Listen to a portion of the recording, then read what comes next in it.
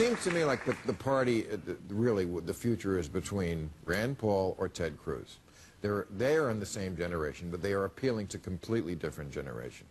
Ted Cruz, his notion is always, what is the stupidest thing that the stupidest Republican voter out there is thinking, and how can I channel exactly? He never misses a beat.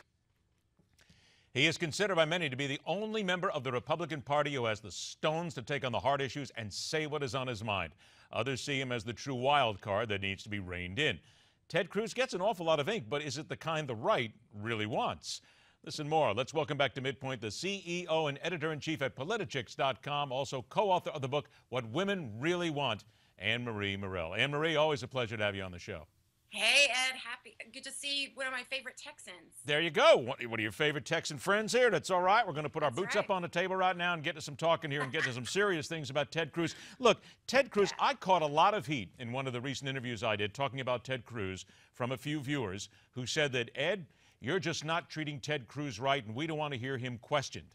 He has a great big following here, but is it not fair to say that sometimes he goes too far, and he does at times leave that thinking process on the Bill Maher's of the world and the others, that there's a real whack job who potentially could wind up in the White House? Well, I think that we need to remember that every time anyone comes out really defending what we the people want to hear, they're defined as whack jobs, not only by the left, but by many on the right, establishment. Trent Lott was just making fun of him. I mean, everyone who's threatened by their power is going to be usurped in any way, they go after the people speaking for the people, and that's Ted Cruz. They did the same thing with Sarah Palin. They painted her like a crazy person. He's not. I like him. So is it time for either Ted Cruz or the establishment, as you noted, to sort of back off the infighting here? Because in essence, they both want what they were all elected for, or at least they're supposed to at least, and that should lead to the Republicans taking control of Congress and actually getting things done, stop the infighting. Yeah. Some of these Republicans, I'm sad to say, I don't know how they walk upright without a spine. I mean, I don't know how people can walk without a backbone. I mean, how do they get around? That's the problem that so many of us are angry about. That when we do get someone who does stand strong and does remain our politician, he works for us, that's what they don't like. And that's what's got to change. And for someone like Mitch McConnell, all these people that are Jeb Bush denigrating conservatives, I don't consider myself a Tea Party person. I consider myself a conservative Republican.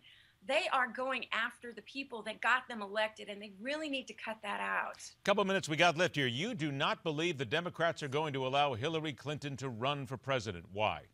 No, I don't, because she is cuckoo for Cocoa Pops. She is crazy.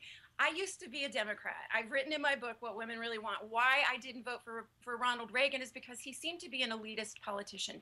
Even if Nancy Pelosi has $2 billion in her pocket, she acts like one of the folks. Hillary is breaking those rules. She's acting like an elitist. She has a writer for her speaking engagement. She's like Mariah Carey right now. Democrats do not like that, and I don't believe for one moment the Democrat Party is going to back her in an actual election. I think she thinks she's going to run. 1 minute left here. We've got Ferguson, Mike Brown, and all this in here. You believe that this is all just part of the hopelessness that the Obama administration has been and will continue to push? Absolutely. They pushed hope and change, but they are actually enabling hopelessness, and it is devastatingly sad that so many of these people look up to those people like Barack Obama, and they don't understand that they are being used big time politically. Is there any way then to break that chain? Seriously, before 2016, how do you break that then? That's the magic question. I think that what we need to do as Republicans, as conservatives, we need to keep reminding people what hope really is about. Hope is not what Democrats are feeding them. If you look at their communities, they keep electing the same people over and over. It's time to make real change, and that's what hope is all about. All right, here we are digging in that time of year when everybody is just waiting to get to the holidays, and then 2016 or 2015, rather, in January, the fun really begins. Anne-Marie, it's always a pleasure to have you on the show. Once again, want to remind everybody the book is What Women Really Want, and don't forget, check out politichicks.com as well, as we do right here on MidPoint. Anne-Marie, take care. We'll talk to you soon. All right. Thanks, Ed. Other side of the break, we cover one of the more potentially disastrous issues that will affect millions this holiday shopping season. Likely you. It's coming up on MidPoint.